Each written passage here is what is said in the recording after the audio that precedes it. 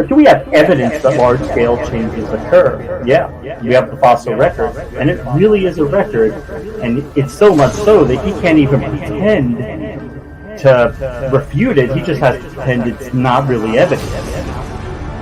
For anybody in this room who calls yourself a Christian, if you think you have scientific evidence to indicate you're God, bring it. You ain't got it. I win. How dare you create a world in which there is such misery that is not our fault? It's not right. Why should I respect a capricious, mean-minded, stupid God who creates a world which is so full of injustice and pain?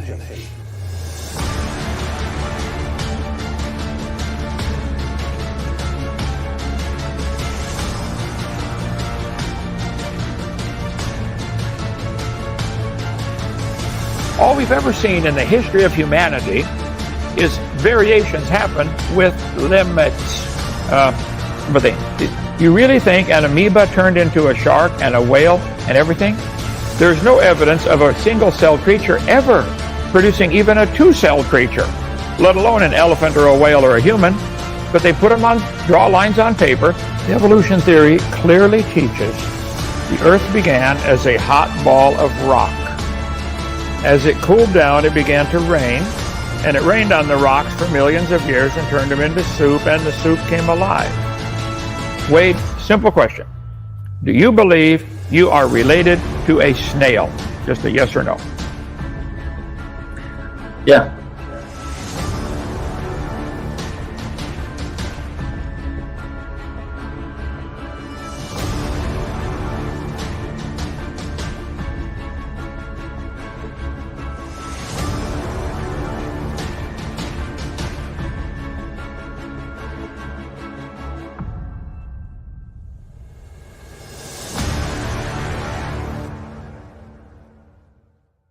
One more thing.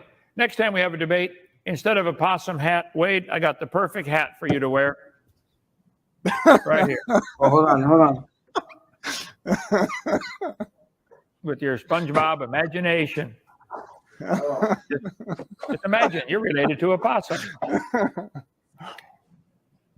don't have any tinfoil, but I'm sure you've got some tinfoil. You can make a hat. Oh, that's good.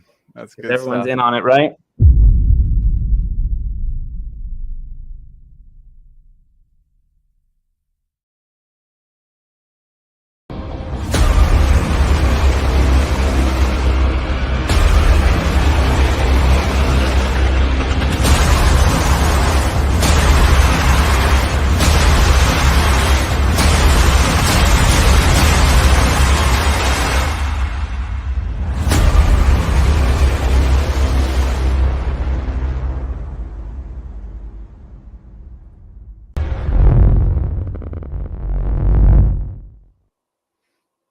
Okay, looks like we are live, everybody. Welcome to Standing for Truth. My name is Donny, and I am here with my co-host, Sam, and also Dr. Kent, the science gent, for the Evolution Debate Challenge Year in Review. We put out the Evolution Debate Challenge to all evolutionists at the end of 2021, and the challenge was definitely fruitful. It was a wild year. 2022 saw over 50 debates alone on this specific topic of evolution on trial. And we look forward to continuing it here in 2023. Sam, my award-winning co-host here, you had the opportunity to watch all of the debates this year on evolution. So to start off this show, let me ask you, what were your overall thoughts? And did the evolutionists provide sufficient evidence for why they are related to banana plants, whales, and, as Wade the Wizard confessed, snails? I mean, I don't know how you don't like a guy like Wade. You know, he's great. But I was paying attention. I think I caught almost all the debates, if not all of them. And I didn't see any lines of evidence. Nothing compelling. Saw a lot of, ad homs, a lot of, God might be a meanie and things like that. But when it came to evidence for evolution, I don't know. Did I miss it? What happened? I don't think you missed. I don't think much was presented. So appreciate that, Sam. Dr. Dino, good to have you, brother. You're the star of the show. 50 debates this year. You must have set some kind of record there, I imagine. What about you? What are your overall thoughts of the year of debates? And in your opinion, did you see any convincing lines of evidence where we should believe that we're related to snails? Absolutely none. There is no evidence of any animal or plant ever producing anything other than its kind. But these guys believe. They make these family trees and draw lines on paper. Did you make this chart, Donnie, for me? Or who made this for me? Randall? Somebody donated. They went through all my debates because I often ask them when I show them this family tree, like, Wade, are you related to a snail? I've done that with a lot of evolutionists. Let's see. Call Me Emo said he's related to a butterfly. Mark Drysdale's related to a monkey. Jackson Rose related to a dinosaur. Mark Reed's related to a rat. I got them all right here. Bill Nye's related to a banana. Okay. PZ Myers is related to a fish. He said we are fish. Oh, yeah. Let's see. Wade the Wizard's a snail. Luca is a cow. Ken Rock said he's related to a turtle. TJ Trump or T-Jump is related to a tomato. Snake was right's related to a ladybug, and Professor Day's related to a strawberry. They really believe this. How come that's not in the science books? There were a few debates there where we had some evolutionists debating you, Kent, where at first they just did not want to admit to their family tree as portrayed in the textbooks. They didn't want to admit that they were related to banana plants and snails. But over the course of the debate, you got them to admit it. And if that's what they believe, if that's their science fiction religion, then own it. And so, Kent, I want to thank you for a great year of debates. And I look forward to continuing it here in 2023. So for the format tonight, let me real quick go over for the audience sake. We're going to be taking questions. You know, Sam and I, we've got our own questions as well for Kent. We've gone back and rewatched some of the more entertaining debates this year. And so we've got a list of arguments that were used. I would say the most common arguments. And so we'll discuss those tonight. We'll take audience questions. And also, as long as it remains respectful, one topic at a time and evenly timed, I've put the link in the chat. So if there's any brave evolutionists out there that want to join and, you know, present their best line of evidence for evolution, click the link. And I'll make sure we bring you into the show. So to set the foundation, though, we're going to hand it over to Dr. Kent, the science gent. He is going to kick us off for a roughly 20-minute or so opening presentation slideshow on evolution in general. So, Kent, we're going to hand it over to you, brother. Well, thank you, Donnie. Appreciate this. We've done 50. I'd like to do 100 this year. Till all the evolutionists, one at a time, line them up. We'll knock them down. Okay? Now, I was raised for a while as a young child in the Mennonite church, and you're not supposed to fight or argue, you know. And it's like the Quaker said to the guy, "Sir, I would not harm thee for the world, but thou art standing where I'm about to shoot." So I don't look for this fight. They started it. They took over our school system and our government with their dumb religion of evolution, and I'm just trying to get back to common sense. There is no evidence for any of these stupid family trees. If they want to believe this way, if they want to believe that stuff, I don't care. That's fine. You can believe whatever you want. But they want to make me pay, and all of you guys pay to put this in the textbook to make all the kids learn this. Now that's where it becomes criminal, in my humble, totally unbiased opinion. Donny, did I tell you about my new book I wrote? The World's 3 Most Humble People and How I Trained the Other 2. Should be coming out soon. Looking forward to that one, Kent. That'll be a classic, yeah. Let's see. So the textbooks, this is what they teach, okay? Humans, birds, dinosaurs, ladybugs, pine trees, and worms are all related because we drew lines on paper connecting them. Where is the scientific evidence? I've been doing a program every Friday night on our channel, Kent Hovind Official, about making babies. Last Friday, I said the octopus, here's how they make babies. He has to reach with his third arm, which has the sperm on it, up into her nostril to the back of her brain and deposit the sperm on the ovary. How did he learn how to do that? He only does it one time in his life and he dies. I mean, he doesn't even get to see his kid. They don't teach this to their kids. They don't have a sex ed class for octopus. Okay, boys, now listen. You got to be careful because she'll eat you if you're not careful. But slip your arm way up in her nostril to the back of her brain. Who taught them that? The evolutionists have not answered any of the hundreds of questions I've asked them to answer on the different creatures and how they make babies. We've gone through, about 15 of them now. Randall, tomorrow night is on the sponge. How on earth do you think this evolved? I'm going to be talking about that. I have so much fun doing this, brother. I was up for 3 hours in the middle of the night. I can't sleep. I'm so excited about this series on the different creatures and asking the evolutionists, guys, you're telling me it happened. Show me some science. See, science is what we can observe, study, test, and demonstrate. This is what they just don't get. They think evolution is part of science. No, evolution is purely a religion. Science is knowledge gained from the using observations, okay? Has anybody ever observed a cow produce a non-cow or a dog produce a non-dog? Has anybody in the history of humanity ever observed this? No. They have to rely on long ago and far away. And in the fossil record, there's no such thing as a fossil record. There are fossils, like bazillions of them, but they're not a record. When you find a fossil, you will notice a couple things right away. There's no date stamped on it, and it doesn't talk. So everything we know, the only thing really we know for sure about this fossil is it died. You cannot know it had babies. You certainly cannot know it had babies that were different from itself. And why would we think a bone you found in the dirt can do something no animal in the world today can do? No animal today, no clam is capable of producing babies that are not clams. None. Doesn't happen. So why would we think a bone in the dirt can do it when no animal today can do it? And the atheist answer to this is, well, you're not giving it enough time. Okay, well then that's outside of science, because science is what we can observe and experiment. Bacteria have a short generation time. They get born, grow up, get married, and have their own babies in 8 hours. So you can watch 3 generations in one day. So one scientist in one lifetime can watch thousands and thousands of generations of bacteria. We don't ever see them produce a non-bacteria. And yet they teach that the bacteria turned into a whale and everything, and you. So I'm just saying, evolution, even if it's true, it isn't part of science yet because it's not observable, okay? You get a problem. I have a theory. Cows produce cows, okay? Let's make an observation. Yep, looks like cows produce cows.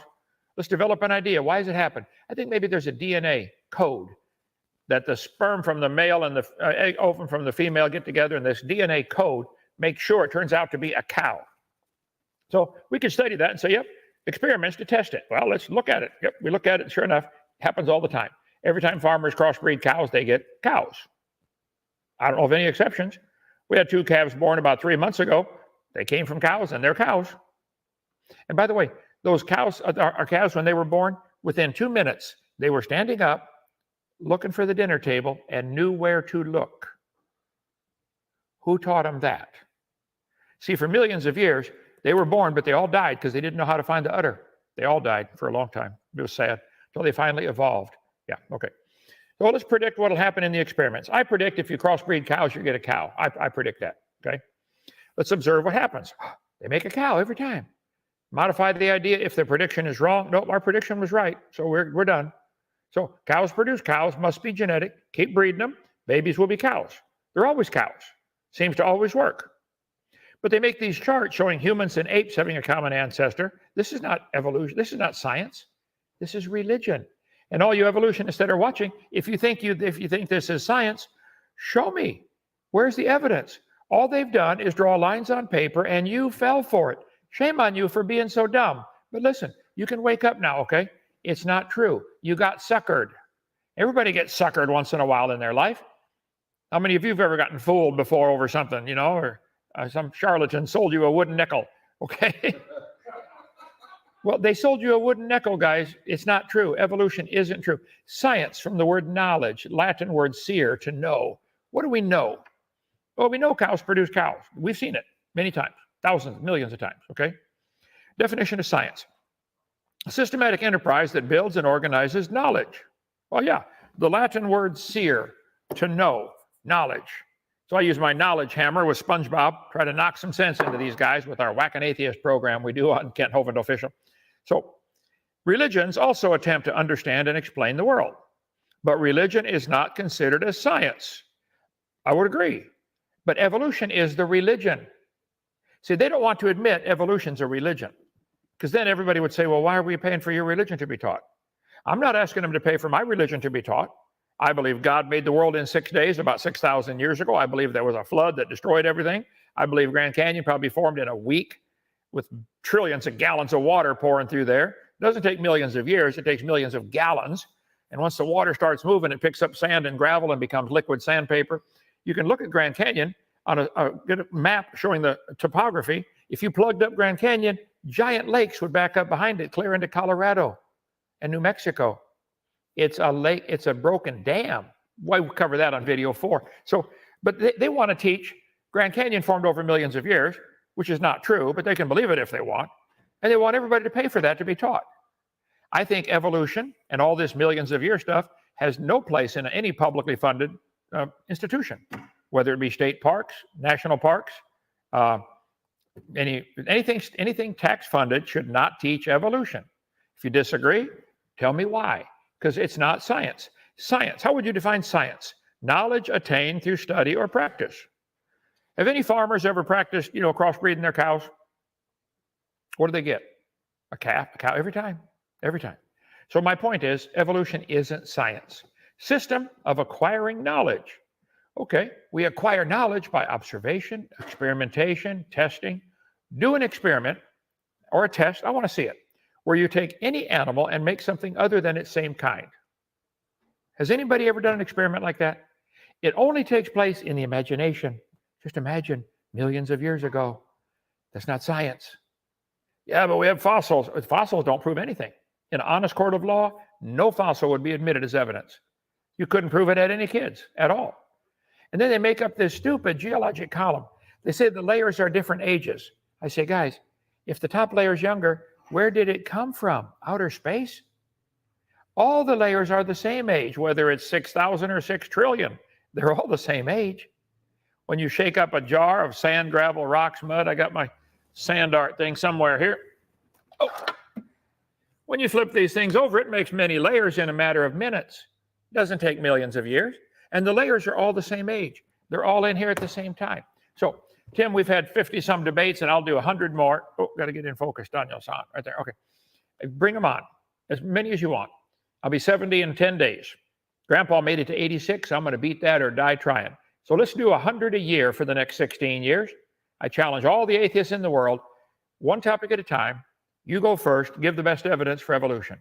There is none. You need to give it up. So this is much more serious than just an academic argument.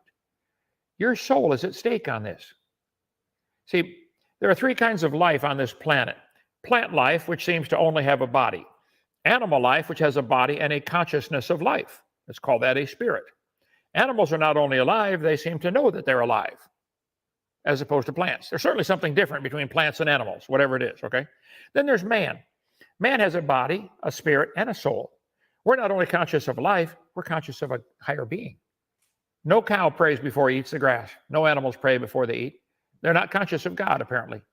So if you have a body, soul, and spirit, what's going to happen when you die? Is it all just disappear? Certainly the body will disintegrate, but what about your soul and spirit? And whatever you believe on that answer, are you sure? Pascal's wager would be good here. I mean, you really willing to risk everything on that? So here's questions I would like any evolutionist to answer. Do you agree the standard definition for science is knowledge man has attained by observation, experimentation, and testing? If you're honest, you'll have to say, yes, that is the definition. How would you define the word evolution? Well, that has 6 different meanings, 6 different levels. How do you define the word species? There are at least 21 different meanings of the word species I can find on the internet. What's the best evidence you know of for any plant or animal turning into a different kind? They never give any. Donny, we keep asking them for this. What have they given? Where is the evidence of an animal producing a different kind? Evidence, available body of facts or information indicating whether a belief or position is true. Evidence, simple definition, a sign which shows that something exists or is true. They found evidence of a robbery, for example. Okay, evidence, that which tends to prove or disprove something, ground for belief. You've been asking Donny for a year here, where is the evidence for evolution? I haven't seen any presented. You guys here at the ministry here, Dinosaur Adventureland in Alabama, has anybody seen any atheist in these debates? Randall, what's the best one they've given, do you think? None. There is none. These family trees are pure imagination. 4 types of evidence that can be proven or disproven at trial. There's real evidence, okay? Demonstrative evidence. I can demonstrate it for you, okay? There's documentary evidence, okay? And there's testimony, okay? Does anybody have any real evidence of an animal producing a different kind? Does anybody have any evidence? They make these family trees and draw lines on paper. Does anybody have any evidence of an amoeba producing something other than an amoeba? Or protozoa or bacteria, whatever you want to start with, any of the 20,000 single-celled creatures. Can they demonstrate it? No. There's no real evidence. They can't demonstrate it. Is there documentary evidence? Did somebody in the past see it and wrote it down? Nobody's ever seen it. Testimony? Can somebody give a testimony? Well, I crossbred my cows and I got a frog. I don't think so. It doesn't happen. The whole point is that I keep making, and boy, they hate it. Evolution is a religion. I point out that there are 6 different meanings to the word. There is cosmic evolution. Boy, they want to avoid that like the plague. They have to get the origin of time, space, matter. If you want to have something evolve, where did that something come from? They want to start off with living material. Oh, stop. No, you can't. It's like the guy, God and atheist were arguing, and the atheist said, I can make my own universe. I can make man from the dirt. God said, well, let's have a contest. Let's see you do it. So the guy leans down, gets a handful of dirt. God says, oh, no, get your own dirt. What are you going to start with, atheist? What are you going to start with? Come on. Then you'd have to have chemical evolution. All the elements, like hydrogen, has to turn to all the elements, gold, silver, platinum out of hydrogen. I want to see that, okay? Never happened. Then their stars have to evolve. They've never seen a star form. We see stars blow up once in a while. That's the opposite of what they need. Then you have to have life get started. They never see that. Then you have to have macroevolution, where an animal or plant changes to something else. It just doesn't happen. Microevolution is a lousy term. We shouldn't use it, but they do, so I'm just going to define it. That's a variation within the kind. That has been observed. Lots of variations. There are now 400 varieties of cows that farmers have developed. Some give more milk, some give more beef, some can handle the heat better. 400 varieties of cows. They're still a cow. That's a variation within the same kind. There are 339 recognized breeds of dogs by the American Kennel Association. Might have had a common ancestor called a dog. So I think we can make a family tree of dogs and a family tree of cows. But see, they want to say, oh, these family trees connect everything.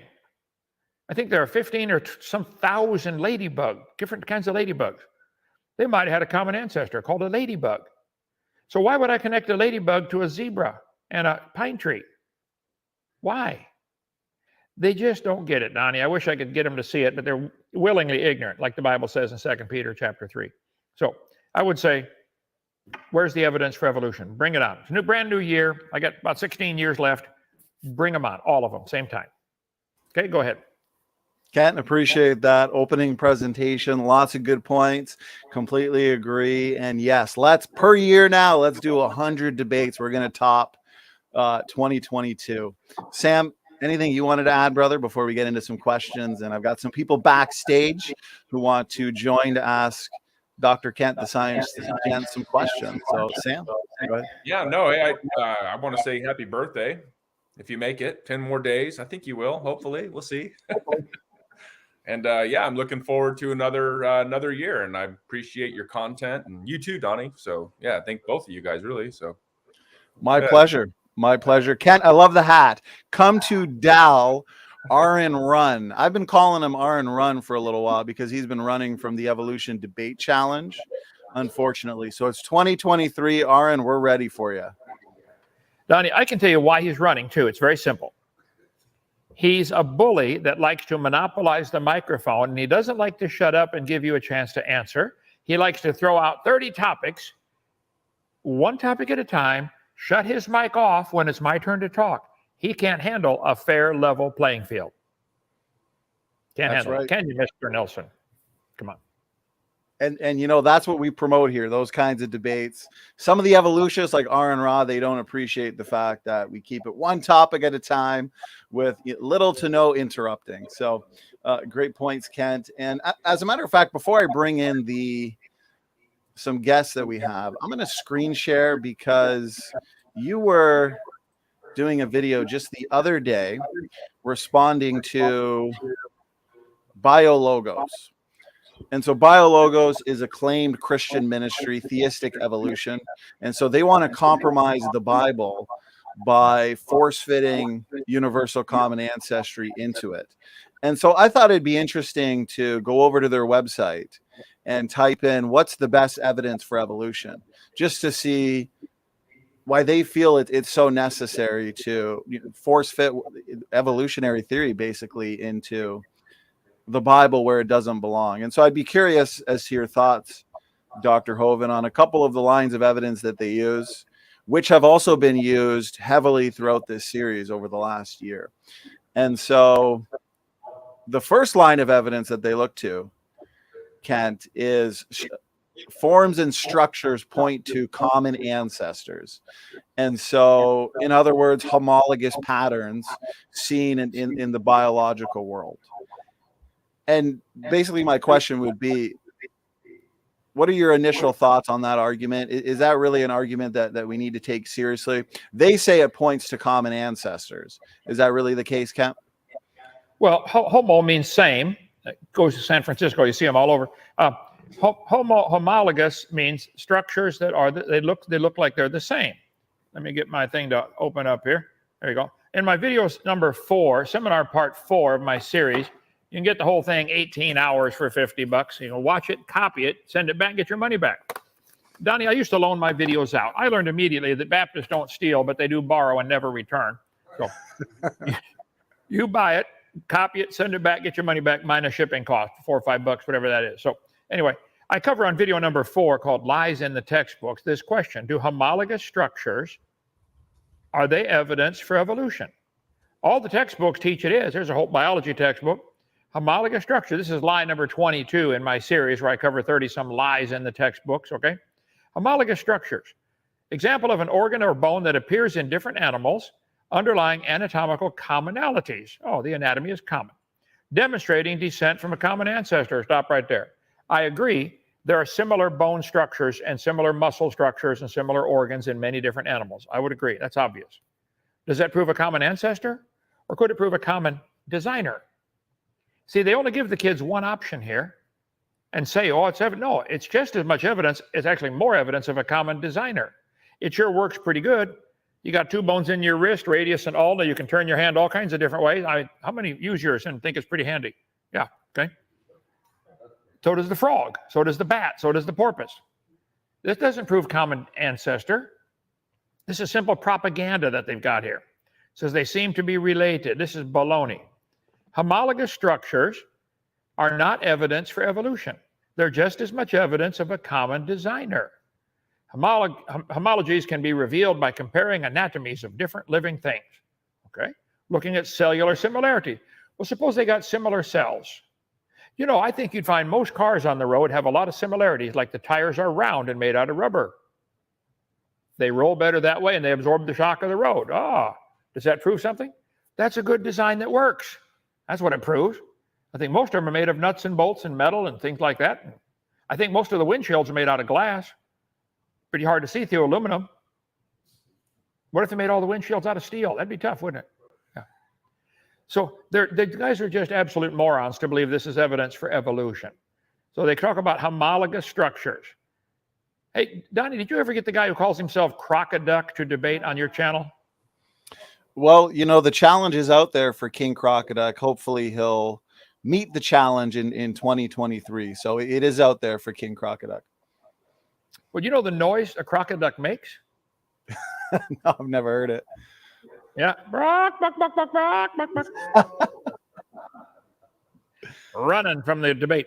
So to answer your question, there is no evidence from homology that would prove anything for evolution.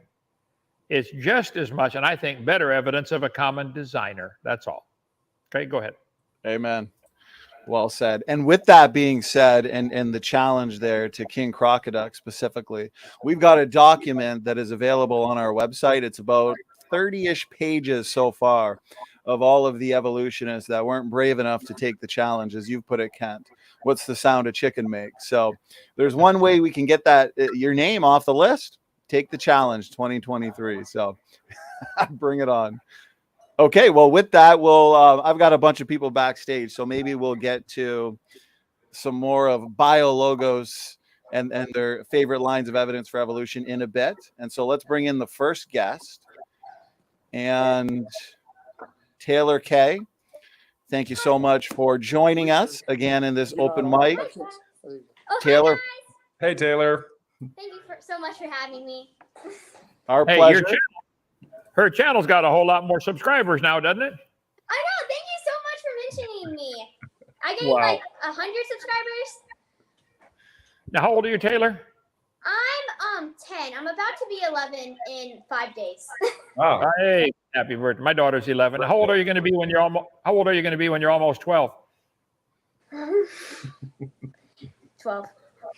No. Trick question. I know. 11. Yeah. And how old were you when you were born? 0. Okay. Yeah. How much does your mom pay you to be good?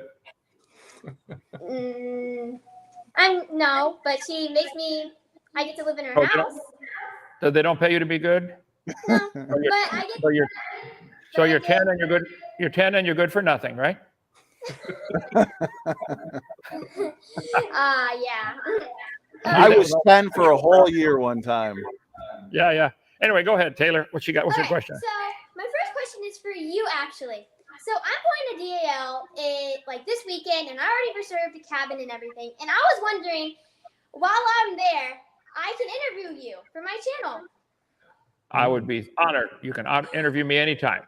Yes. Thank you so much. Yeah, and I have 4 questions I'm asking, and those questions have never been asked before. Hey, I'm ready. Yeah, I'm going to do that when I'm interviewing. And do you guys still have guinea pigs there? Do I have to have what? Do you guys still have guinea pigs? Name tags? No, guinea pigs. We have a couple animals. guinea pigs here. Oh, Yes, we do I have love a couple guinea pigs. Yeah, I have a few of my own. I've never tasted one. I don't know if I like them or not. Well, I'm excited to go. You're coming in a few. Yeah, You're coming here in a few days. Yeah. You're coming here in a few days, right? Yeah, this weekend. Yeah, we'll put you on the channel, do an interview. Get some more kids to get channels going like yours. Thank you so much. And I have one more question, and it's for Donny. Okay, what's your favorite topic to cover? Do you like end times, creation versus evolution, Bible versions, the flood, or like the Trinity, like all those? Good question. I like all of the above. I do? specifically like creation versus evolution and end times theology, but I think my main focus and favorite topic to study on a daily basis would be genetics and how the genetic data demonstrates the existence of a literal Adam and Eve from the Bible. Yeah. Very good I question. like all those. And Taylor, I want to give a shout out. You put out a video recently on your channel where you took various clips from Q&A portions of our debates with Kent, and you did a great job. So I want the audience to check that out and subscribe to your channel. Thank you so much. I'm excited to come to DAL. Hey, well, Donny, give her channel address so people can subscribe. Taylor, I think you have a wrench in the chat. So feel free to post the link. I can do it as well and get people so to. I'll do it after I'm done. So, that's it. That's all I wanted to ask. And thank you. Keep up the good work, Taylor. All right, bye-bye. Keep up the great work. Thank you. Okay, there we go. Please make sure to give Taylor your support, like and subscribe. She's putting out some great dismantling evolutionism videos. You know, I gotta say, go. I didn't mean to interrupt. Oh, no, brother, go ahead. One of the most memorable parts of this year, one of them was when, because we see Taylor in chat tackling all these evolutionists. So one day she joins and she just this young girl, and how embarrassing for all of these Evos getting destroyed, right? That was classic. Well, she's been listening to Kent Hovind's seminars. She's been watching our debates, and that's important. So I appreciate it. She's well equipped to refute the evolutionists in the future. Indeed. So DMM Destroyer, thank you for joining us. I'll ask you, I guess, the first question. What are your overall thoughts of the last year worth of debates? About 50 of them, and then feel free to ask Dr. Kent, the science gent, an evolution-related question. DMM, go ahead. Well, gentlemen, it's an honor to be able to talk to you all this evening. Dr. Kent, I have been following you for well over a decade. I watched your entire creation seminar, and that was very enjoyable to see that way back in the day. Provided a lot of answers for gaps and questions that I think myself and many other Christians from the early internet days had. And I'm still, I still can't believe what they did. I mean, I know you've been talking in depth on your channel about your time while you were away. And I'm so thankful to God that you were able to get out of that and that you were able to come through and be a greater witness to everyone as a result. So I just wanted to say that first of all. And I want to say that as far as this year goes, I was able to find your channel, Donny, through Kent and through all these debates that you guys have been having. And I haven't been able to catch every single one of them, but they've been very informative. And there's been a lot of bruised egos, I would say, that I've observed from the side trying to defend the position of evolution. And it's quite disappointing because they come in with it as an absolute truth when the subject matter is it's on trial, and the information provided is just the same things and rhetoric that we've seen time and time again. And I think Kent has had to repeat himself a million times over with his refuting. So it's kind of a never-ending cycle of having to repeat the same information, but it is necessary, and I do look forward to you guys doing 100 more in this year, if time permits. And unless this is the end of the road. We'll do one every single day if we've got enough evolutionists to take the challenge, right, Kat? Amen. He said he's been following me for 10 years. That made me reminded me that so has the KGB, the IRS, the FBI. They're all following me, brother. But while I was in prison, I wrote 37 books, and you can get those on our channel, drdino.com. The one I did on the prison system called The Kennel, I would encourage you to give this to anybody you know in jail, or anybody you know in a police force, or judges, or any politician. It's a little simple book. I wrote it under a false name. I'm embarrassed. I had to go to jail to figure out the whole jail system should not exist. Under God's law, the punishments are fine them. You steal my sheep, you pay back 4 sheep. Everybody's happy. Man, I got 3 new sheep. Do it again. But now you steal my sheep, you go to jail for 5 years, and I got to pay to feed you for 5 years in jail. This is dumb. So there's fines, and there's beatings. I asked 1,000 guys. Randy, you were in with me for 9 months in jail. He's now our tech guy here. I asked 1,000 guys this simple question from my book, a survey I did. If you were given an option after trial, they said, you're guilty, no question, you're guilty. Yes, Your Honor, I'm guilty. Here's your choice. You want 5 years in prison or 20 lashes? 999 of them said, I'll take the lashes. One guy said, I don't have a job out there, I'll just stay here. Okay. In the Bible, you fine them, or you beat them, or you kill them. For certain crimes, they just ought to be executed. I mean, if somebody rapes your daughter, he goes to prison for 20 years. She's now got to worry about him getting out 20 years later, and you'd like to wring his neck for 20 years. You don't have any peace and satisfaction. You ought to watch him hang. For certain crimes, people just ought to be executed. Fine them, beat them, or kill them. That's the biblical method. At least make it an option. But see, congressmen and senators and police can own stock in the prison system. So the more people they lock up and the longer they lock them up, the more money they get on their investment. Get my book, The Kennel. Then I wrote my book about end times with my chart behind me here. So I don't want to go again, but those 9 years in prison, I tried to use them for the Lord. I led 800 men to the Lord. And I think if you end up going, use it for the Lord. Okay? Amen, absolutely, brother. He that winneth souls is wise. So that is a blessing right there. I'm sorry, DMM, go ahead if you had a follow-up. Yeah, I wanted to say that absolutely. And thankfully, in the millennial reign, we'll have proper justice. So we don't have to worry about this man-made issue that we've had in recent years, in the last couple hundred or so. But what I wanted to ask was something I want to advise all of you guys on to keep on your radar.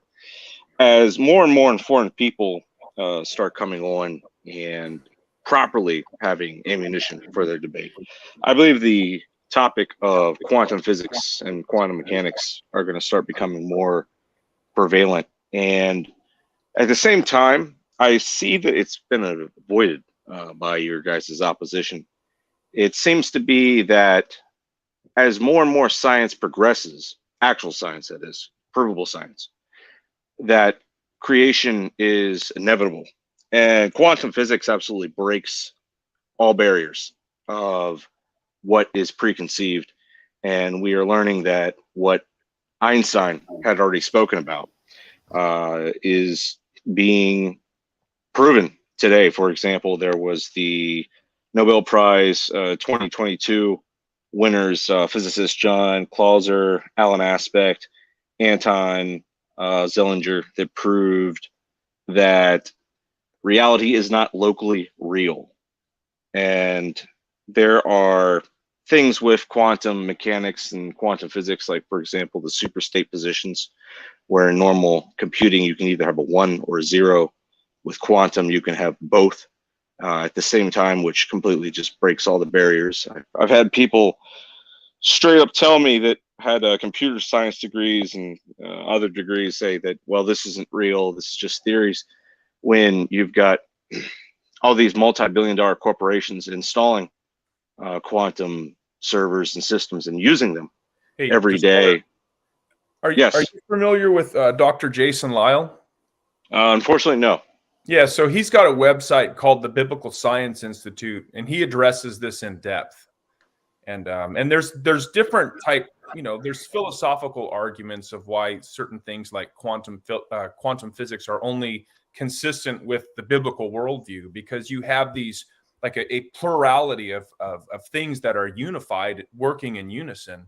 So what is it that makes that happen? And if the critics, their job is to explain reality independently from God, well, I want to know what unifies these, quantum waves or these quantum particles or whatever these things are, right? And if they're not able to explain that, then they haven't done their job. There's nothing about quantum physics that's incompatible with the biblical worldview.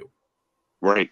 And I'm going to jump in here real quick. I appreciate that point and question on quantum mechanics. Sam, I appreciate the response.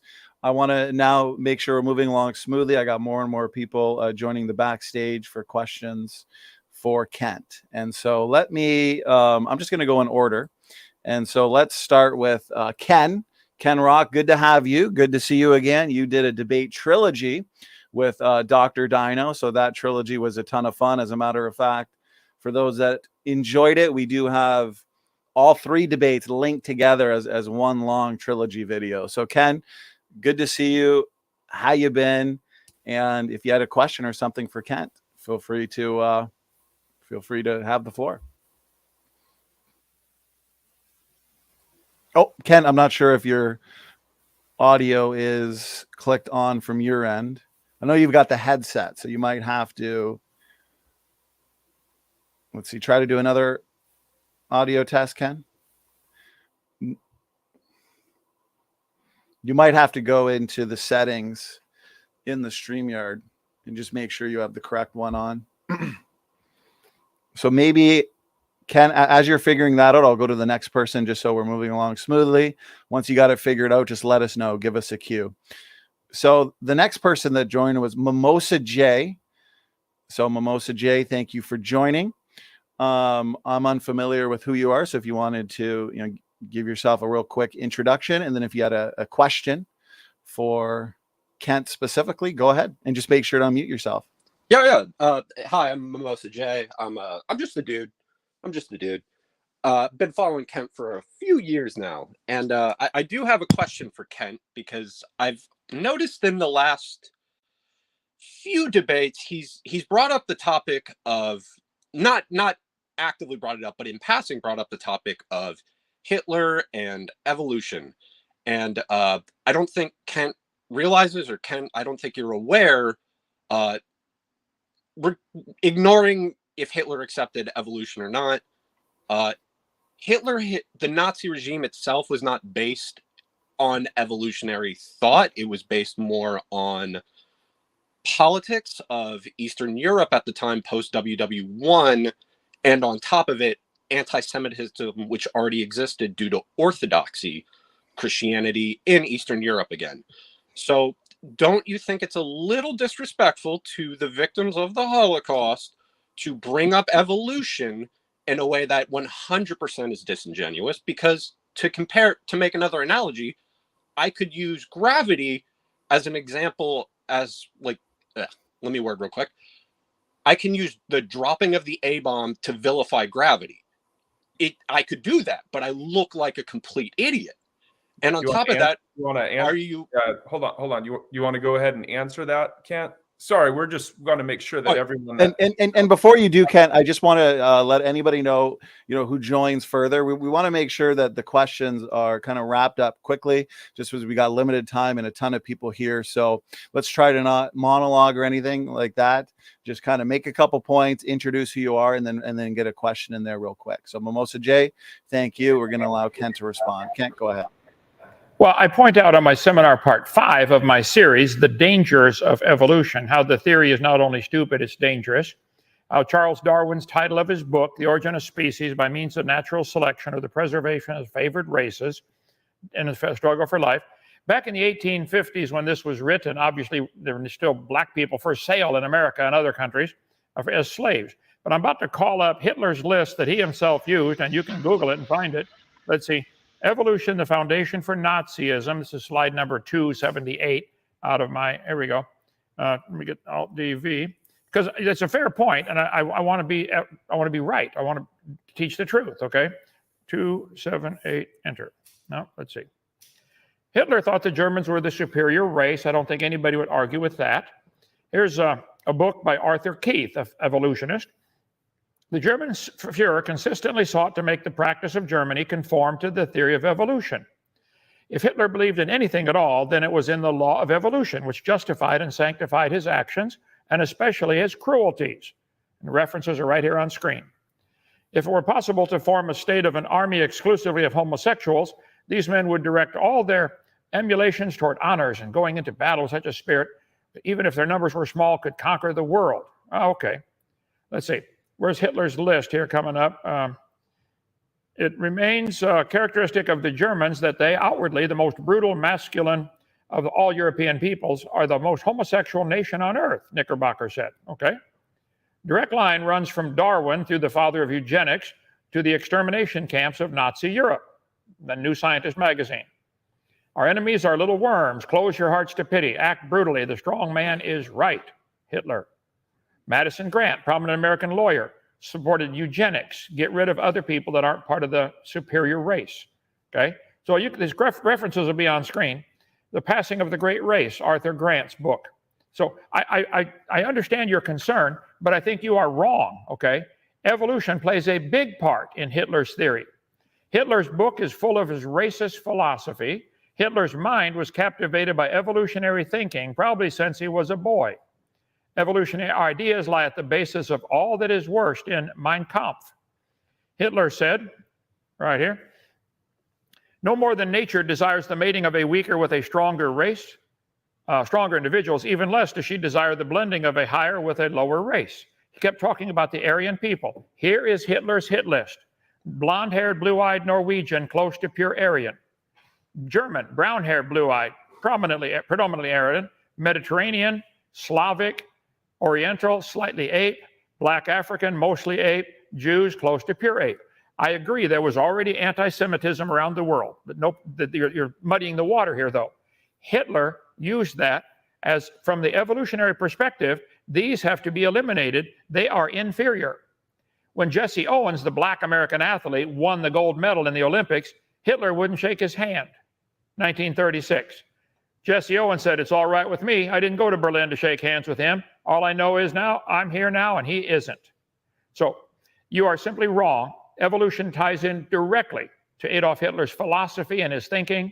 There may have been more involved. He wanted to conquer the world, get an easy life, but there was certainly a major part of his theory. So I'm sorry, I'm right, you're wrong. Go ahead, next question. Well, the major part of the theory was the Jews were responsible for WW1 and the destruction of Germany's riches and empire. So again, you're not right. I'm just going to throw it out there, but I don't expect anything from a domestic abuser, to be honest. Okay, we're gonna kick him out now. Bye. All right, well, there we go. What a coward. What a coward. Okay, go ahead. Absolutely, and it's evidence that they're losing the debate, Kent. And That's so evidence. When they strike out like that, that's evidence they lost. Go ahead. he was supposed to join and provide his best evidence, and apparently that's his best. So anyways, and moving forward too, we definitely want to keep it on topic as much as possible. Evidence for evolution, and he's kicked. So okay, here we go. Ken, we've got you back. Maybe let's see if your mic is now working. And it looks like it's still not coming in, Ken, unfortunately. Let me recommend one thing. We'll try one last thing. Click your settings in the StreamYard. Go down to audio. And under mic, you want to click the drop-down box. Make sure it's either on default or whatever your external mic is. That way you'll... No, still not coming through. Why don't you try unplugging your headset and seeing if your computer microphone will work? Does that work? There's at the bottom of your StreamYard, there should be those 4 little boxes. If you go into settings, you should see your microphone settings in there also, if that helps. Okay, Ken, as you're doing that, I am going to screen share again. I'm going to bring up the BioLogos page. So I am kind of pretending, Kent, like BioLogos is here, as they have not yet taken the debate challenge. And their next line of evidence is, here we go, vestigial traits. So they say we can also look at the bodies of animals today and find features that are similar to what other animals have, but which no longer seem to function or have different functions. Let me point this out first. The evolutionary community, they've redefined what a vestigial organ or structure is. It used to be no function, but now we understand that, those 180 or so vestigial organs or structures, they have a function, and so they've altered the definition. They've redefined it to an organ or structure that has a different function than its original one. But they point out, Kent, scientists call these vestigial traits. And so they point to the appendix, wisdom teeth, goosebumps. What are your overall thoughts on vestigial traits as evidence for evolution, Dr. Hovind? Well, thank you. I've got a whole section on my video number 4, the lies in the textbooks. This is lie number 23 about vestigial structures. I point out, first of all, there are no vestigial structures. Secondly, if there were, that's the opposite of evolution. Is that how it works? You lose everything until you've got it all? This is such insane logic. If there were a vestigial structure, it's an example of losing something. Where is the example of a nascent structure, something coming on? Where's the new ones? They don't have any. All they talk about is vestigial structures like the hind limbs of whales. They're not vestigial structures. I covered this last night or the night before when I did my Whack an Atheist. I guess it was last night. Go to my program, Kent Hovind Official, right? Answered these folks specifically, BioLogos. There are no vestigial structures. Talk about the little muscle around each hair of your arm that allows the hair to stand up when you get goosebumps. That's not vestigial structure, okay? Vestigial structures, they talk about this all the time. They used to list 180 of them, things you didn't need. It used to be routine. When you go to the hospital, take out your appendix, take out your tonsils, take out your adenoids. You don't need it anymore. Now they know the use for those things. Oh, I'll tell you what, put a 6-year-old under the hood of your car and tell the kid to take out anything if he doesn't know what it does. Let's see if your car runs. I think it's the equivalent of a medical doctor looking at the human body, thinking it evolved, take out something that doesn't work. At the University of Chicago, they said, what is the function of the appendix? Oh, let's see. The appendix has no known physiological function. You got to be kidding. Don't get a degree from University of Chicago if they're that stupid. The appendix is part of your immune system, okay? It's believed the appendix will gradually disappear in human beings as our diet do not include cellulose no more. Don't get your English degree from them either, okay? So this is simply baloney. But the textbooks are teaching this. Wikipedia is claiming it's a vestigial structure. You need your appendix. It's part of your immune system, okay? Let's see. Long regarded as vestigial, this is 20 years ago. The appendix is now thought to be one of the sites where immune responses are initiated. Well, yeah, about time they figured out what it does. The appendix is required to activate killer B cells, and your immune system, like your thymus, activates T cells. So it's been known for a long time the appendix is not, there are no vestigial structures. But if there were, that's the opposite of what the evolutionist needs. Absolutely opposite. So I stand my ground. You can live without your legs, without your arms. It doesn't prove you don't need them. So I cover that in great detail with all the vestigial structures. The big one they use is the tailbone, the appendix. The humans have a tailbone they don't need anymore, no use. I'll pay for yours to have it removed. If you think the tailbone's vestigial, come to DAL. I will sterilize my Swiss Army knife. I'll take out your tailbone for you, okay? If you think it's vestigial, I'll pay to have yours removed. Yeah. So it's simply, look, it's so stupid. There aren't any vestigial structures, but if there were, again, that would be the opposite of evolution. They talk about the whale having a vestigial pelvis. I cover that in great detail in video. We got a lot of people waiting for a question. But yeah, no, there aren't any. If there were, it still wouldn't help their theory. Very good, Kent. And a couple other lines of evidence that evolutionists have brought over the last year actually apply in a way to the vestigial trait arguments, such as endogenous retroviruses, as you know, and pseudogenes.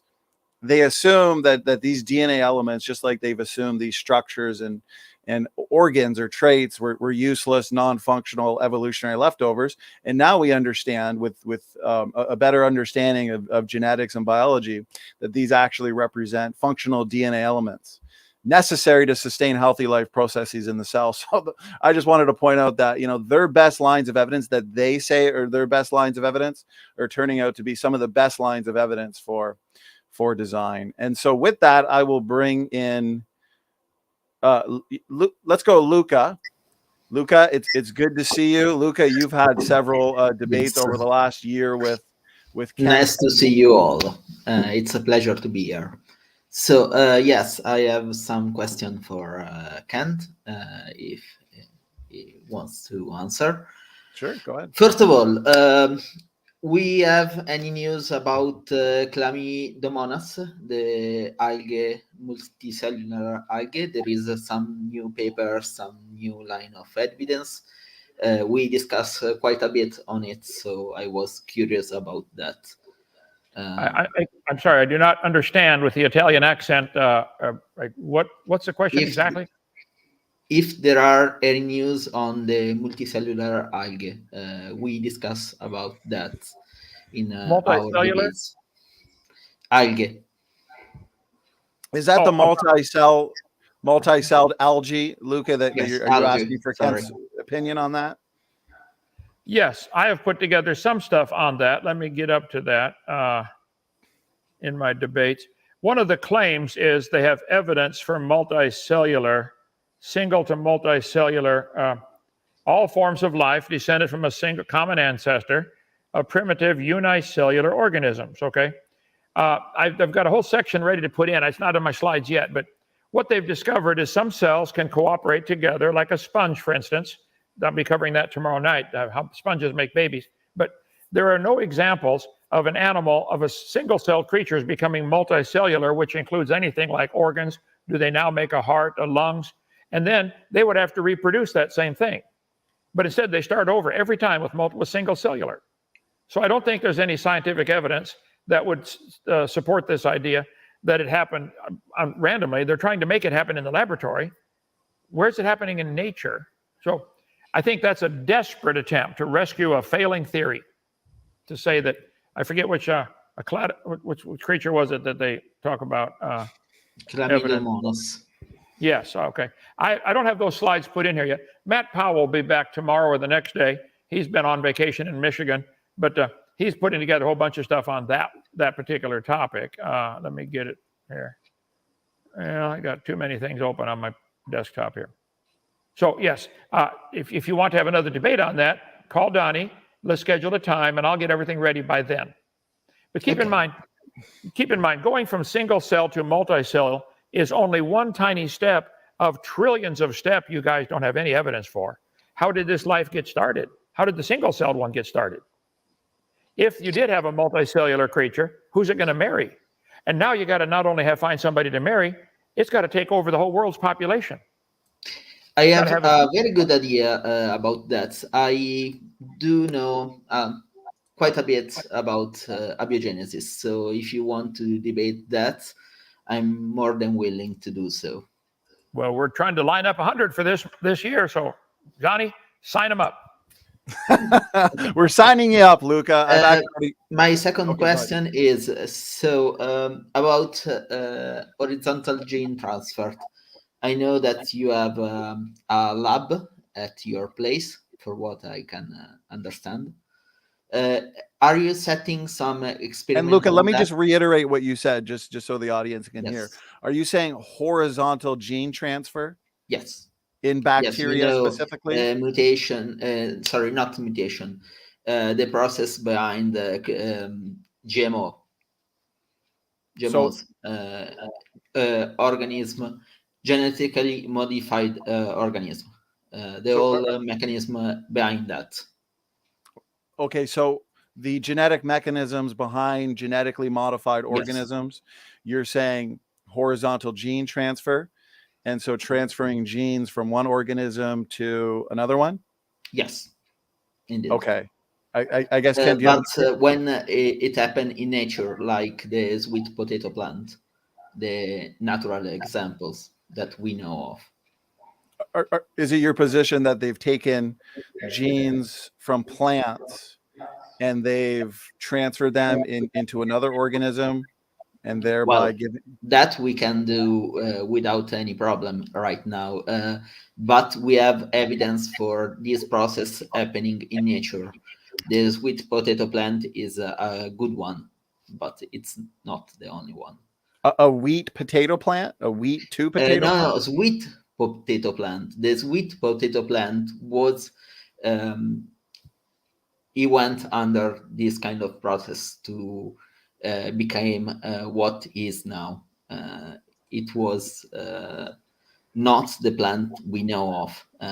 It undergo that process in a natural way in nature, and now is basically a mutant. And now it's a mutant plant. Yes. Okay, I appreciate that, Luca. Let's give Kent, if you had any thoughts on that, Kent, go ahead. Yes, I saw once where somebody took a V8 engine and put it in a Volkswagen. Did this plant you're talking about, did this happen in nature, or did somebody have to do that? They had to actually transplant the genetic code. Sure. It happened in nature, South America, if you recall, some 1,000 years ago. All right, you start with two very complex gene codes.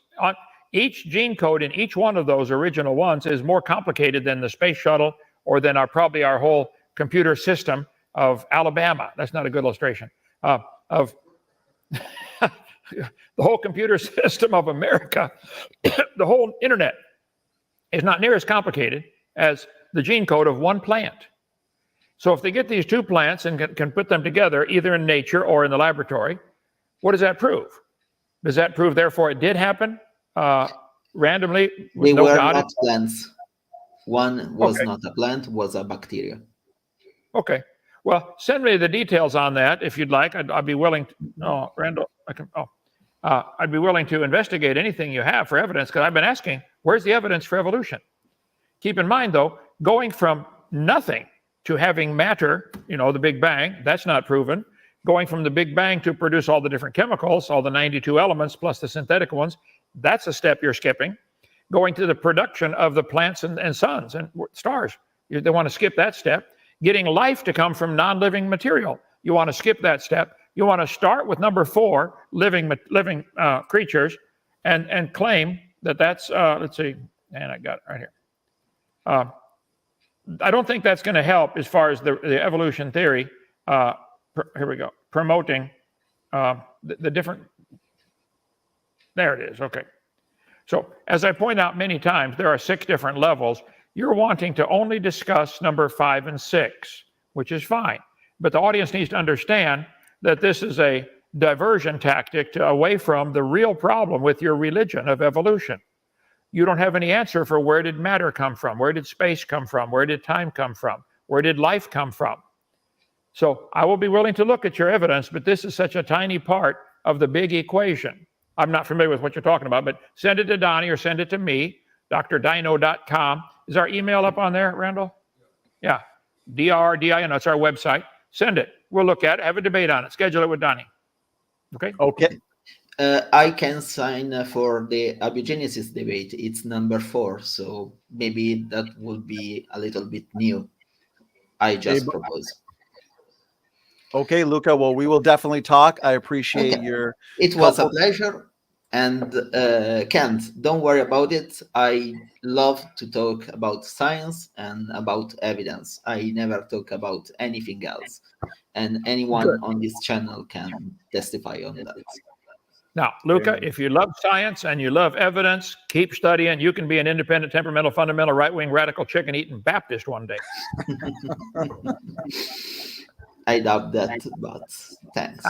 Well, we'll keep trying, Luca. And I appreciate you always being respectful and always staying on topic. So I really do.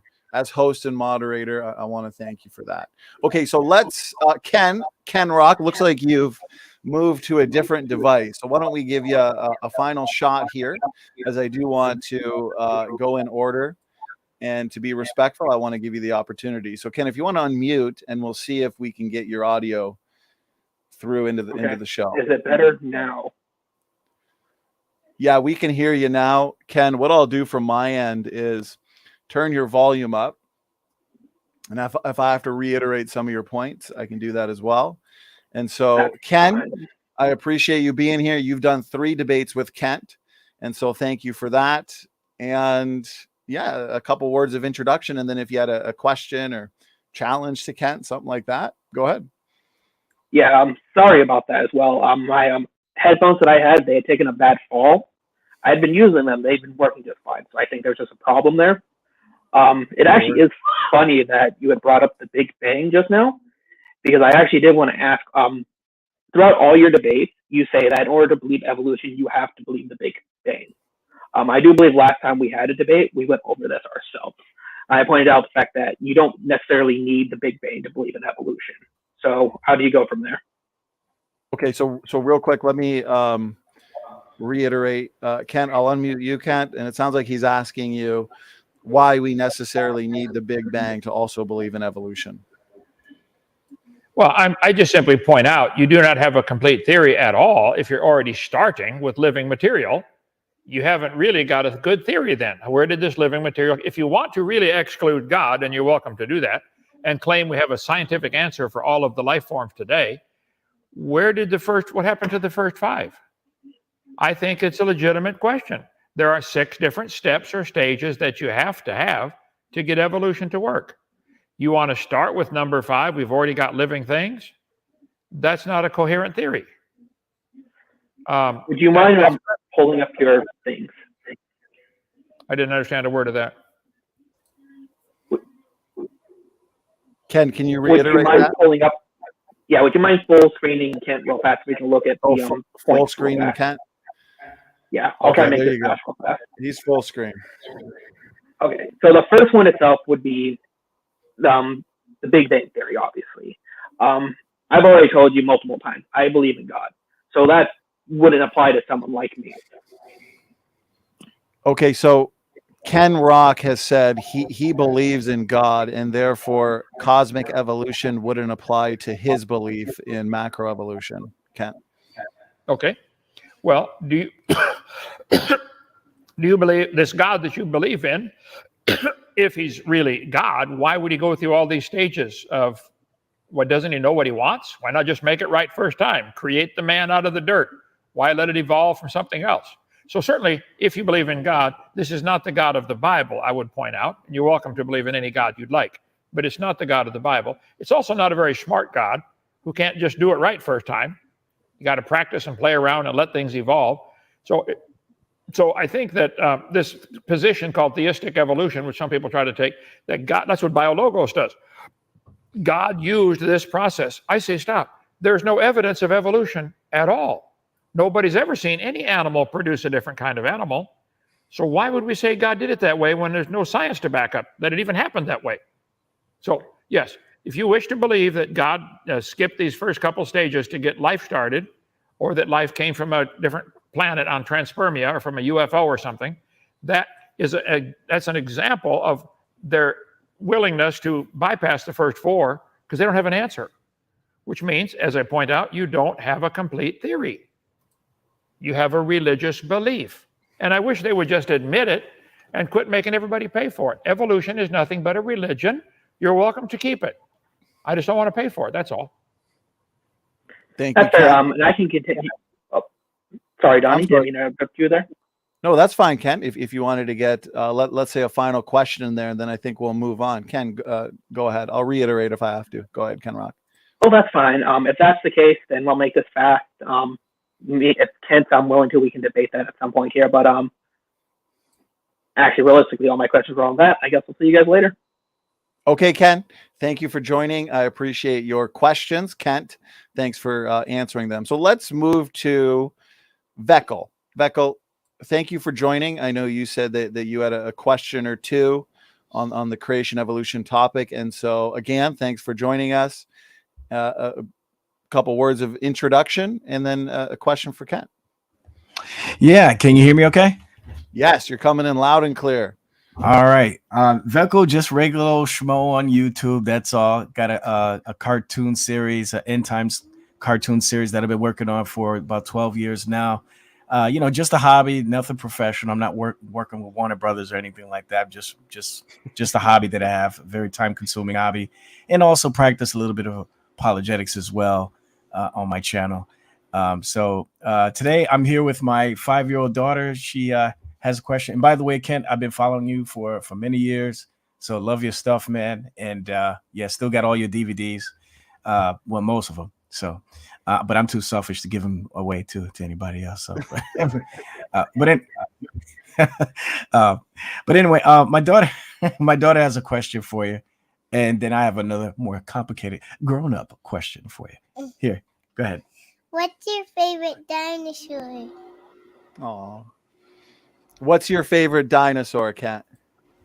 I like the Brachiosaurus. That's the guy with the real long neck, the biggest one ever found. And we want to build a giant brachiosaur here at Dinosaur Adventureland someday. But you need to come down and see it. We had a bunch of kids here today, took the tours I saw our farm animals and fed the cows and the goats and the sheep and the ducks and got to take the real tour around. We have 16 lakes and ponds. We have kids come from all over the world here, and it's a blast. Come on down. We'd love to have you. So to answer your question, Brachiosaurus, my favorite. Brachiosaurus, that's the one with the really long neck. Yeah, I'll show you a picture. The behemoth of Job, the behemoth. He can reach from Telecheetah. Yep. Okay. On my business card, that's the Brachiosaur. Can you blow it up? Yeah. Yeah, there. See, that's what it is. That's what it looks like right there. You see? This guy. Brachiosaurus. Okay. Okay. And when he got a sore throat, it was a serious problem. Yeah, to wait a couple of days before that the cool mint gets down all the way. Yeah. But well, kind of a side note on that. Didn't it used to be called the Brontosaurus, or is that a different dinosaur? The Brontosaurus, they found out, was a misnomer. I don't think it's worth arguing about, but they put the wrong head on the dinosaur, and I believe they found a bunch of the bones and didn't find a head. And somebody said, I know where there's a head. So they got a different head and put it on. And so there really never was a Brontosaurus. Fred Flintstone and all that stuff. Oh, okay. I got you. Apatosaur, Cetosaur. There's 4 or 5 similar to that. Okay. That's the fossil record for you, right? Low quality science. Right. Okay. My other question is, and Donny, you probably answered this already.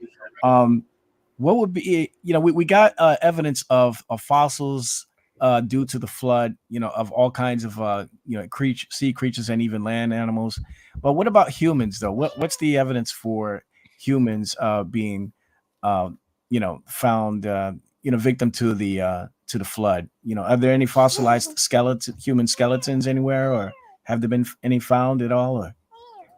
Well, yeah, quite a few human skeletons have been found fossilized, not nearly as many as other creatures, certainly not nearly as many as clams or brachiopods or trilobites.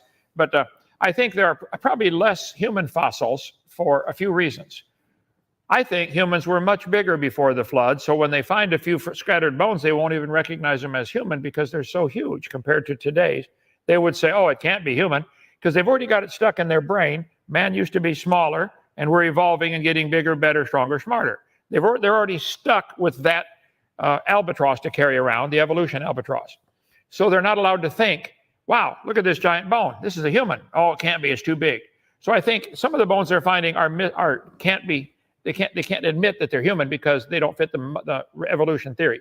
Secondly, humans are smarter than animals generally, and they would during the flood would tend to avoid drowning somehow until the last minute. So the creatures that drowned near the end of the flood, or could survive a few days on floating log mats or something, they would tend to be buried on top, or not to be buried at all. They would rot. Animals died today by the millions around the world. Probably none are going to fossilize. Fossilization takes very special conditions: rapid burial in mud, preserved from decay, and then the material has to soak into the bones and ossify it. I mean, not ossify it, but petrify it. So I think there are less human fossils found because they would tend to not be buried. The purpose of the flood was to destroy the humans, that were wicked, and so that was the purpose. So I think there have been some. Dr. Carl Baugh in Glen Rose, Texas, has quite a bit of evidence on that. Probably the best guy would be Joe Taylor at Mount Blanco Museum, MTBLANCO. Joe Taylor does a lot of research on human skeletons that have been found fossilized. So go to Joe Taylor, mountblanco.com in Crosbyton, Texas, or Carl Baugh in Glen Rose, Texas. They both have quite a bit on that. Okay? All right. My daughter wants to say one last thing. Go ahead. Thank you, Dr. King. You are welcome. Come down to Dinosaur Adventureland. I love it. Thank you, Wow. Vecco. All right. God bless you. Thank you.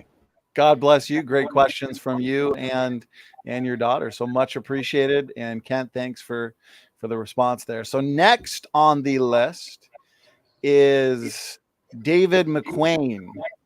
Very close to the name of our team geologist, David McQueen. So David McQueen, thanks for joining. Make sure to unmute.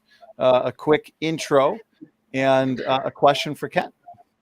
Hi, is the audio good? Yes, it's slightly low, but I'll try and turn it up a bit. And if I have to, I'll reiterate your points. Right. Go ahead, David.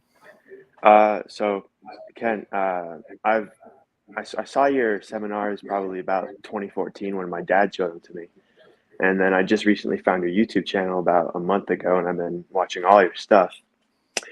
And I saw you have, I think, about 16 or 17 videos on Revelation. I was wondering if you're planning on finishing the series, because I think it ends on chapter 18 of Revelations. That's a good question. Randall, do you know, is the whole Revelation series done all the way through? What now?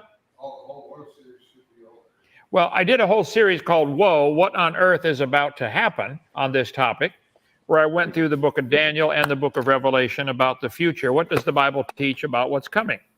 And so I would recommend the Woe series is, what is this, 20 hours? It's also on our YouTube channel, Kent Hovind Official. Just go back about a year and a half where I was doing, just type in what on earth is in the playlist. Well, that's what this chart behind me is about, the big chart and the small version of the same thing, what the Bible teaches about the future. Now, you may not want, you may not care what the Bible says. Well, you will when it comes true. Okay. So, but Yeah. as far as Revelation, I did Bible studies on quite a few things. The book of Genesis we have on videotape, a DVD series.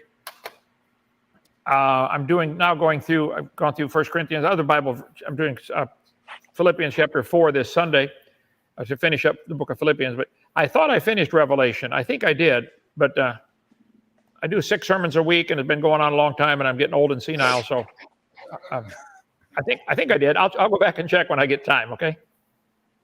And then I have a second question. I saw a Q&A video of yours from a couple of years back, and you talked about a book. I don't remember the author's name, but the book is called The Signature of God, I believe. And it talks about like codes hidden in the Bible. how in Deuteronomy you can find like hidden codes about the future, like of Nazi Germany. And I was wondering about how verified that work is. The author's name was Grant Jeffries. You can type in Grant Jeffries, Jeff Rees. Okay. Grant Jeffries, The Signature of God. I've got it in my library, but how many books do I have in my library here? Thousands. Okay. The whole church is lined with them, so I don't know where it is. I couldn't find it quickly. But type in Grant Jeffries, Signature of God, about the codes that are hidden in the Bible. It's really amazing. Only God could write a book like that, I think. Amen. All right. Thank you. Okay, David, thank you so much for joining. Appreciate the questions. And next is Cerna International. So Cerna, good to have you. And introduce yourself. Feel free to ask Kent the question. Oh, hello. My name is, can you hear me okay? Yes. Yeah. Okay. So my name is Aiden Cerna. I'm out here in Denver, Colorado. I had talked to Kent one time before. He had sent me some free information because I was ministering to some people out of China. I was over there for 7 years, and then I came here. My wife's Chinese. I have 2 kids.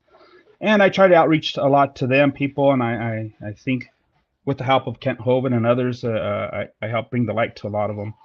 So first of all, I want to say thank you, Kent, for your hard work. And everybody's like, oh, you're not a doctor, you're not a doctor. I consider you like a general because I got my master's degree, you know what I'm saying? And that knowledge is so minute to when the Holy Spirit comes into you and they're like, wow, there's so much more to learn.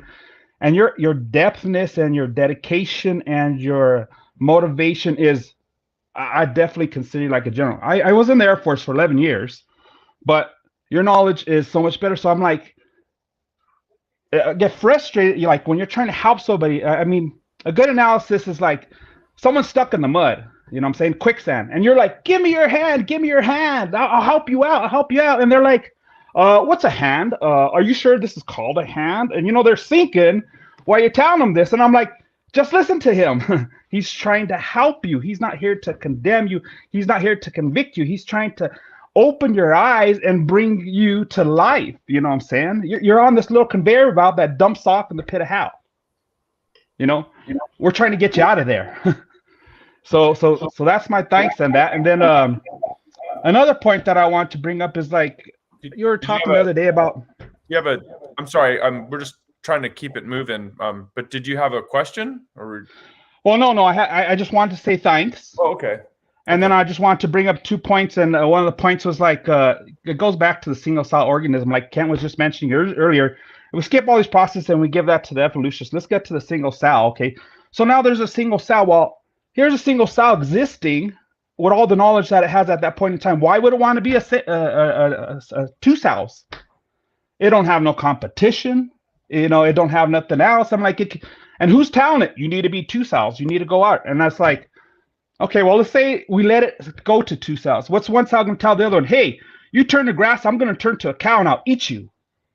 You know, it's just, I don't know how else to help out people, but I'm gonna meet with Kent in private sometime so he can help me get my video series.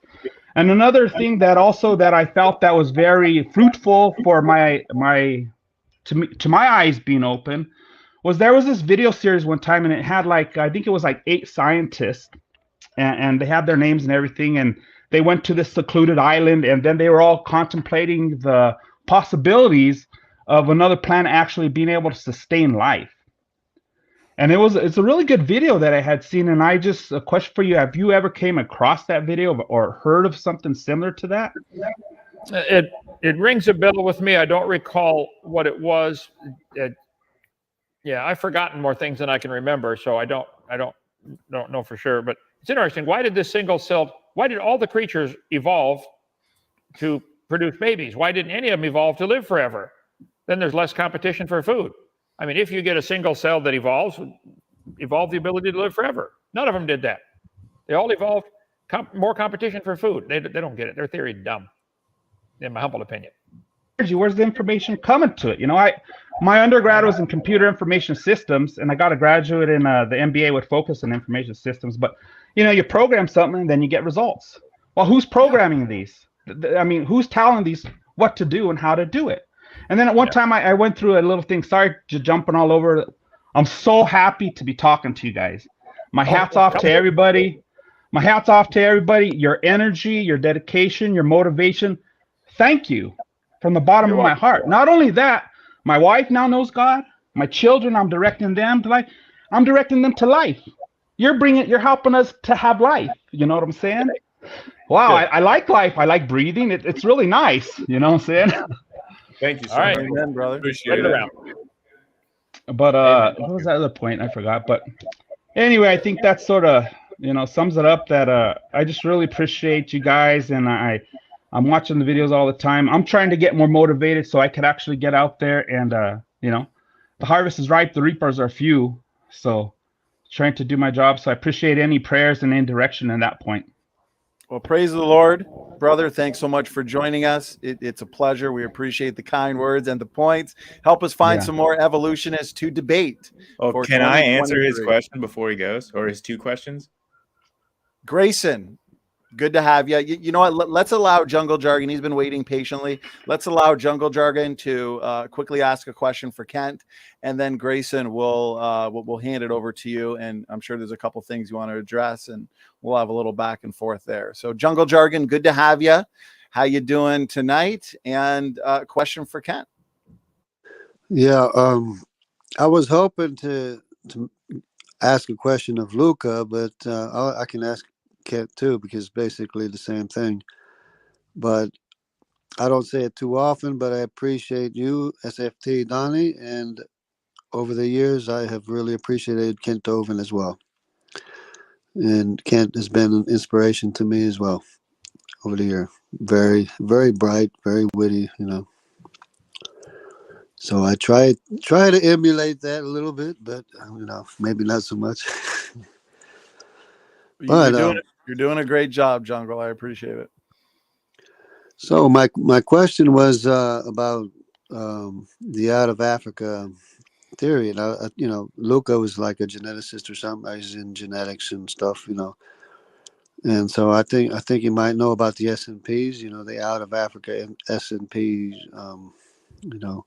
markers that show that A turned into B, B turned into C, C turned into D and E, and F and G and H. So I wanted to ask him if that is solid foolproof or something like that. But I guess he's not here right now. But maybe somebody can address it. Maybe Redefine Living or somebody, or Dr. Kent Hovind. Well, let me just take what you said, Jungle, and kind of turn it into a question for Kent. Kent, would you say the evidence better suggests, an out of Africa model, or what the Bible says, an out of Babel or out of Middle East model of origins after the flood? Do you have any thoughts at all on that, Kent? Well, first, it's a very difficult thing to prove at all, because we're talking, thousands of years ago, when people moving around, the out of Africa theory, I think, is ridiculous. First of all, they start with the assumption, okay, man used to be an ape and now we become a human. Stop right there. There's where you're wrong, okay? We never see apes or monkeys or orangutans produce anything other than their same kind. It just doesn't happen. We don't need to find how it happened, because it didn't happen. But they start with the assumption, okay, we know it happened, now let's prove how. Right? Stop right there. You're already off base. So I think the out of Africa theory is ridiculous. The Bible says the ark landed in the mountains, plural, of Ararat. I think they've actually found the Noah's Ark, what's left of it, on Mount Ararat. Go to WyattMuseum.com or David Reeves Ministry, R-I-V-E-S. They've been over there, done a lot of research, got all kinds of pictures. The Turkish government says that's it, and they put visitor center there for people to come see Noah's Ark. So I think they found it. People dispersed from there. In Genesis 10, it gives how they spread out from that spot. It appears that Noah's son Ham went down to what became Africa, because all through the Bibles you read about Egypt is the land of Ham. So it's Shem, Ham, and Japheth, the three sons of Noah, divided up after the flood, and we think everybody's descended from Noah. Right. So who was the oldest one then? Who was the oldest one of the sons of Noah? Well, Japheth was the elder, but Ham was the, I think, youngest. Third child. I think you'd have to go back and look. No, at I think Ham was the youngest son because it says that in when they went and covered up Noah and then Ham mocked him and it said Ham was the youngest son. Right. So Okay, well, it's okay, kind of Jungle. like so it's exactly the opposite of what the claim is with the S&Ps. That's what I'm saying, So Okay, well, Jungle Jargon, I appreciate the question and the points. And we're going to move along smoothly here. We got one final person, and we're going on the 90-minute mark. So we'll probably. All right, God bless. Okay, God bless Jungle Jargon. Grayson, good to have you as well. You've done a couple debates with Kent over 2022 in the Evolution Debate Challenge series. And so a couple brief words of introduction and a question or challenge or something like that for Kent. And then we'll go from there. Yeah. Hey, everyone. My name is Grayson of the Based Theory YouTube channel. Just to address some of the things that have already been said, I guess, before I get to my question, is just the out of Africa hypothesis is provable with genetics. Genetic diversity is the highest in Africa, and the other human genetic groups, the haplogroups, all nest within the African genetic haplogroups. So they all nest within the L3 haplogroup. So it's pretty much proven by genetics. The out of Africa hypothesis happened. Hey, Grayson, are you going to pose your question to Kent? Because I'm not sure that we're going to do like a debate format tonight. Okay, yeah, I'm going to say, listen, I'm going to say this real quick because, there's just going to be too many points to address. Grayson and I did a 2-hour informal debate on out of Africa versus out of Middle East. So I would strongly disagree with the points that he's made on diversity. That makes several assumptions pertaining to mutation rates, pertaining to recombination rates, as well as, generation times in terms of people having kids.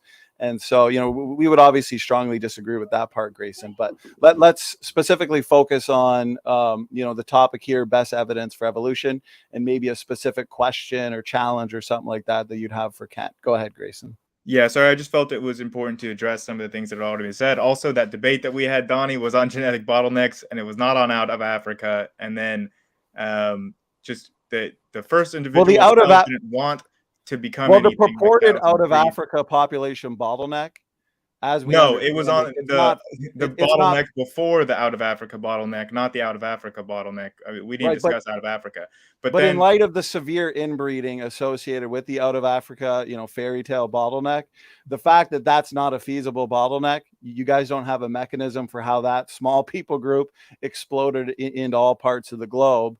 That precludes your out of Africa theory would be my argument. It doesn't, and I want to get into this conversation with you, Donny, but right now I was going to try to get to my question with Kent. Well, you're the one that brought up the out of Africa first. So yes, now let's Jungle Jargon brought up the out of Africa. That was his question. I just felt like it should be, countered before. Yeah, Grayson, you're more than welcome to ask your question to Kent, yes. Grayson, but now you're not coming in to have all of these talking points. That's not, okay. Well, just things that were being said that nobody could respond to, like by CERNA International. I wanted to answer those questions. Set up another debate, but this is the third time I've asked you now to pose your question, so it's almost like you're being disrespectful. So you've been invited up. I don't think I'm coming across as being disrespectful, but I'll get to my question.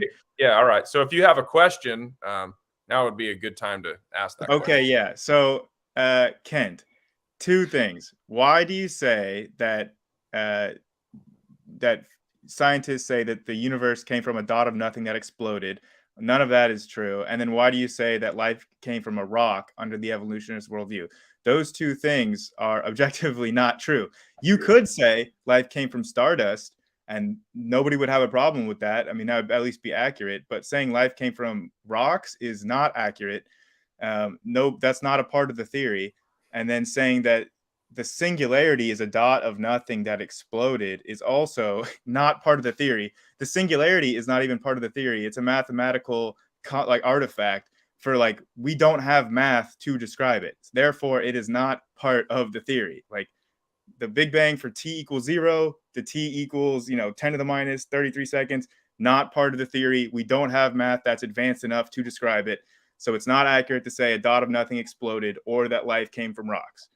Yeah, but he says it's a religion all the time. That's what you're saying, right? They believe it. Okay, let me talk for a while. He's trying to monopolize the whole conversation. All right. Okay. I was hoping Grayson was coming on to announce he gave his heart to the Lord and got saved and is now a Christian and going to defend the creation view. I've been asked this question 30 times. I show slides. I've got 50,000 slides. I can't call it up quickly here. But I show right from the textbook, they do teach we came from a rock. Listen carefully. Here's your theory. The earth cooled down and formed a hard, rocky crust. It rained on the rocks for millions of years and turned them into soup, and the soup came alive. You do believe you came from a rock. If you think that's stupid, congratulations. You at least got 1 point right. It is stupid. That is what the books teach. I can show you. How many textbooks do I have here? 300, 400 of them. Okay. But the soup did not come from the rocks. Where did the materials in this? The soup is water and what else? What else is in this soup? Organic material. That is not rocks or from rocks. Wait. No, organic means coming from something that's already alive. No, it doesn't. You have minerals. Grayson, I took organic chemistry, and the first thing that you learn in organic chemistry is organic means carbon containing. Okay. So where did it come from? It came from the rocks. It didn't come from the water. We have observed organic material forming naturally in space from stardust, not from rocks. Oh, so life came from outer space rocks to the earth. No. Amino acids and different organic molecules are formed naturally in space. We find them in meteorites. We find them when we look in telescopes with spectroscopy. Like 20% of all the carbon in the entire universe that we observe right now is in complex organic formations in space. Like, these are not from rocks. Organic materials are not rocks. And I even emailed the foremost geologist in the field of origin of life research, and I asked him this exact question, and he said that it is a gross misrepresentation and transformation of his work to say that life came from rocks. And he's the top geologist in the field of origin of life. Wow. Hey, Grayson, you're missing the whole point. I'm the top expert, okay? The books do say we came from a rock. Primordial soup, okay? It rained on the rocks for millions of years. I show this over and over again. If you're embarrassed by it, you should be. Where did this organic material come from? Outer space? Yes. Well, then all you did is postpone the problem. How did it develop out there? You're just putting it out of sight, out of mind. That's not science. I'll explain that too. Like, there are papers published about how these organic molecules form in space. Grayson, just to say, I just want to make sure Kent is done with his points, and then we'll throw it back. We're getting nowhere. I'll debate him again anytime on the origin of life. All he would have would be a religious belief that this is how it happened. If it really is scientific, do it again in the laboratory. Take some stardust and make some life. You can't do it. You believe it happened. This is your religion, is all it is. And Donny, I've gone a long time. I've had a long day. Can we get the rest of the questions and close down? I'm tired. Okay, I had to get up before breakfast. Okay. Well, Kent, I appreciate this year in review evolution debate challenge open mic. Yes, we're going to wrap it up here. Grayson, we'll get a round 3 with you and Kent. Grayson, I do want to thank you for joining. I understand these topics are passionate, and we're passionate with these topics. These are important. So praise, I think you had the final question for the night, and so we're going to allow you to ask it to Kent, and then we are going to wrap up the night. It's been a ton of fun. So praise, go ahead. Appreciate you having me, Donny. This is wonderful. I'm enjoying this, and it's good to be here.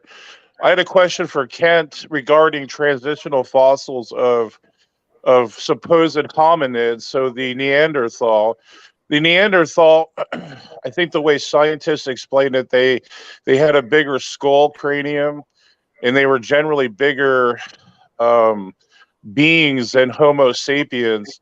So would you say that these were Adamics, or these some sort of prototype humans before humans? I just think what Ken thought about that. Okay, go ahead. There's a wide range of people on Earth today. We have pygmies that they reproduce pretty small people. We have large people. We have all kinds of dark skin, light skin. There's a wide range of people today. There is no such thing as transitional fossils. How could a fossil count as transitional? All you know is it died. And we don't see any transitions today between different kinds. So I point out No fossil could count as transitional. You couldn't prove it had any children that lived. You certainly couldn't prove it had kids that were different than itself. Nobody ever sees that happen today. You have to imagine it. No animal today can do this. Why should we believe fossils could do something no animal today can possibly do? So there's no such thing as a transitional fossil.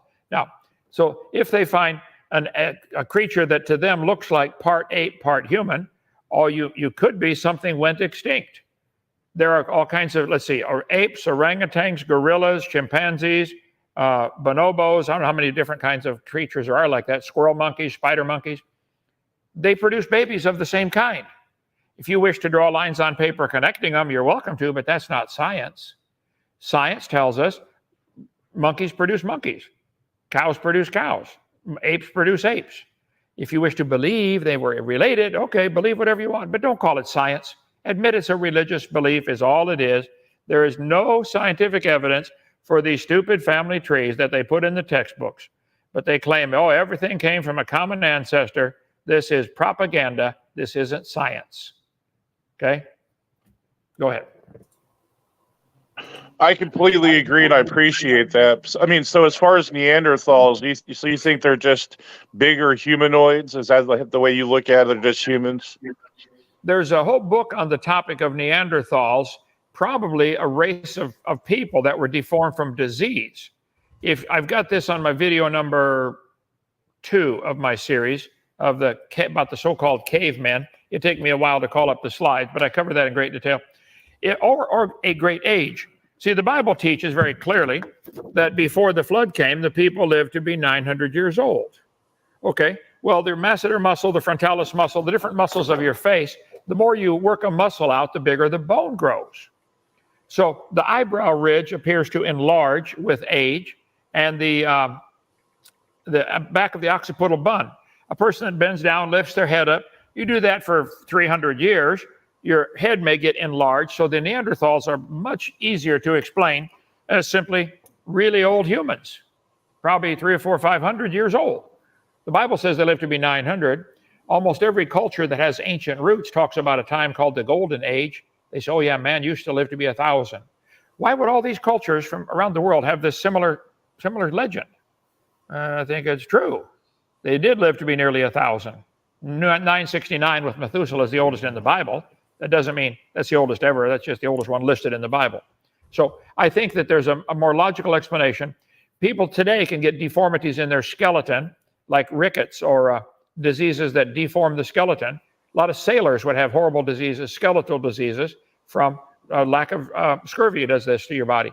So I think that it's certainly, I believe the Neanderthals were simply human, deformed from disease or great age, and that's covered in, I'd have to call up the name of the book. Watch my video number 2 on drdino.com. You can see the whole video right there. But I don't remember the name of the book right now. Oh, Buried Alive. I definitely will, Dr. Hovind. Thank you so much. And I agree with you were saying there. But I think it poses a problem for evolutionists because we're more related to the Neanderthals than even apes. And I don't know how they would explain that. That seems to be some type of dilemma for them to explain. But yeah, I'm going to check that video. Thank you so much. Okay. Okay, thank you, Praise. Well, I think we're going to wrap it up there then. We're coming up at the 2-hour mark. And Kent, I want to thank you so much for the time that you've given to us for this Evolution Debate Challenge Series Year in Review. So we're looking forward to another year of 50 to 100 debates. This was a ton of fun. I want to thank everybody who's joined to ask questions and have a little back and forth engagement. Kent, let's give you the opportunity for some final words, final thoughts, brother. Well, the Bible says very clearly that God created the world, and the dates in the Bible add up to about 6,000 years ago for the creation. The Bible teaches there's going to be a 1,000-year period at the end of history called the Day of the Lord. On my chart behind me here, I'll get this one where you can focus in a little better. So I believe we're getting very close to the end of this, what we're going to see. And then we're going to enter a different dimension on planet Earth. We'll see a different dimension called eternity come in. So if a person has not trusted Jesus Christ as their Savior, they're going to have to face the very God they don't believe in and give an answer for every word that's ever come out of their mouth. All the people they've turned away from believing in God, I think it's going to be serious. Jesus said, Matthew 18, if you offend a little child, It'd be better off to have a millstone hanged about your neck and be drowned in the sea than to offend the children. And some of you atheists and evolutionists, even those on tonight, you seem to make it your goal in life to get people to believe your religion. Okay, but you're turning them away from the obvious teaching of the scripture and turning them away from the creation view. If you're wrong, you're in real serious trouble. I'd like to encourage you to stop and think long and hard. Are you sure you want to go down that road? Is there really science for this theory? Or do you like this theory because it gives you freedom from God's rules? That's the reason. 2 Peter 3 says, the scoffers at the end of time would be willingly ignorant of the creation and the flood and the coming judgment of God. That's what they don't want to admit God made it, because that would mean he owns it. They don't want to admit there was a flood, because that would mean God's got the right to judge his creation. And they sure don't want to admit he's coming to judge it again. I'm sorry, he's coming to judge it again. And I'd like to see everybody give their heart to Jesus Christ and get saved. 53 years ago, almost 54, I prayed. I said, Lord, I'm a sinner. Would you please forgive me and come in my heart and save me? And something got planted in Kent Hovind that day, and it's been growing ever since. And I want to see everybody go to heaven. If you're not sure you're going, go to my website or my YouTube channel, Kent Hovind Official, and go to the video at the top, how to go to heaven. Watch that. And then ask the Lord to save you. Okay, thank you, Donny, for having me. Come. Do they let you out of Canada yet? Can you come down and visit? I think I may just be able to come down and visit in 2023. So we're going to have some fun together, Ken. Well, it's 70 down here today. What do you got up there? It's in the negative something. So that's more reason for me to come down there and spend some time with you guys at Dow. All right. Thank you, brother. Okay. God bless, brother. And we're going to let you get out of here, Dr. Hovind. So you get some sleep. Okay, Sam, it's just me and you, brother. Oh, that was fun. I was going to say, before we completely wrap it up, here's some bonus footage. You did a great job moderating. Pretty soon, I am going to be out of a job because you're doing a better job than me. And so, what are your thoughts on basically the open mic? Anything you wanted to add? And just thanks for doing that. You know what? I'll hire you to run my channel called Standing For Truth. I'm just kidding. No, it was great. I would just encourage everyone, kind of like double down on what Kent said, that, if it is the case that there is a God, and you're going to meet God someday, that's an important thing to get right. And so I would encourage everyone to, take that seriously. And of course it is my position, my rigid position as a Christian, that there is a God and that day will come. And that's why I'm here. Amen, brother. Amen. There's a reason I call you the evolution destroyer, because you're unstoppable. You get lots of sparring over there in Clubhouse. Yeah. And so hopefully we can get some of those Clubhouse atheists and evolutionists to take the debate challenge in 2023. We'll see. Okay. Well, let me give a couple shout outs for what we have coming up. So we're kicking off the year strong. And so we had a solid debate that I want to recommend people check out. We started the year with an eschatology related debate, the Great Rapture debate. Pastors Matt First and Daniel Eldridge duked it out in the debate octagon. Is the pre-tribulation rapture biblical? Of course, tonight was year in review.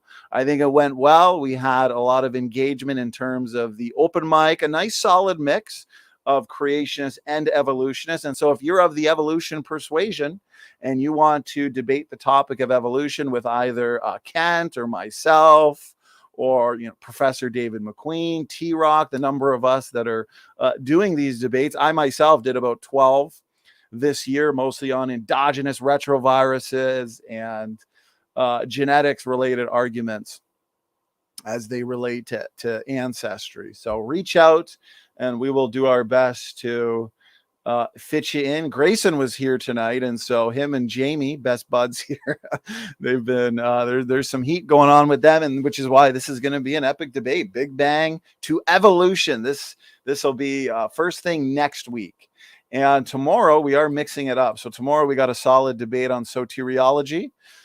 Joshua Gibbs and Dan Chapa, the Great Salvation Debate. And so two scholars here, two seasoned debaters. This is going to be a ton of fun. And Saturday, we've got a debate on dispensationalism. Did the 12 teach a different message than Paul? David Preston and A.K. Richardson. So with that, everybody, thanks for tuning in. Thanks for the support. Thanks for the super chats. Thanks for the questions. And thanks to those that have joined the open mic. 2 hours really does fly by. And so, Sam, thanks for being here as a co-host and co-moderator. We'll talk soon, my brother. Man. And we'll have to do more of these open mics throughout the year. As a matter of fact, I've been in talks with Creation Research Team. With some of our favorite creationists, John Mackay, the creation guy, and Joseph Hubbard.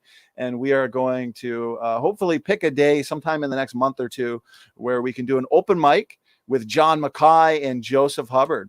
And so to the evolutionists, bring your best arguments and challenges to them. Sam, final words before we shut it down? That's it. Take care, all. Happy New Year. Happy New Year. God bless.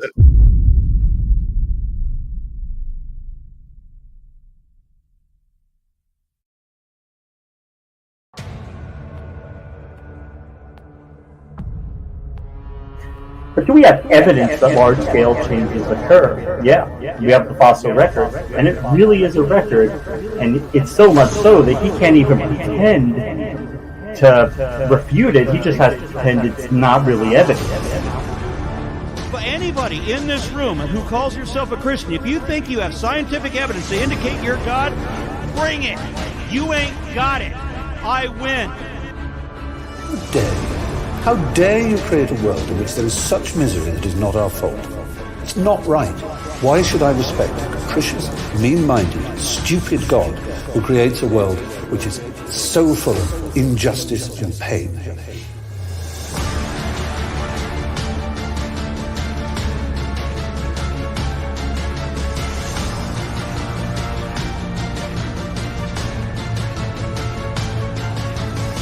All we've ever seen in the history of humanity is variations happen with limits. You really think an amoeba turned into a shark and a whale and everything?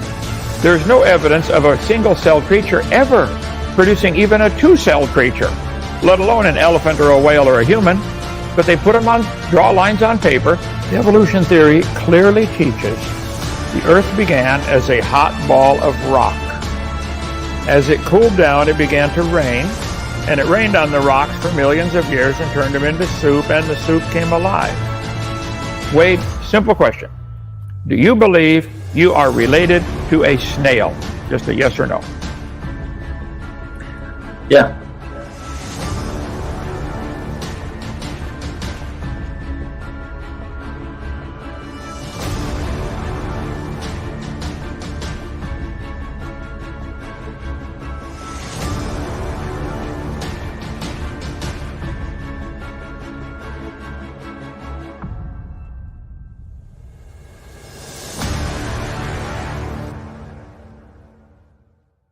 One more thing. Next time we have a debate, instead of a possum hat, Wade, I got the perfect hat for you to wear. Right here. Oh, hold on. With your SpongeBob imagination. Just imagine, you're related to a possum. I don't have any tinfoil, but I'm sure you've got some tinfoil. You can make a hat. Oh, that's good. That's good. Everyone's stuff. in on it, right?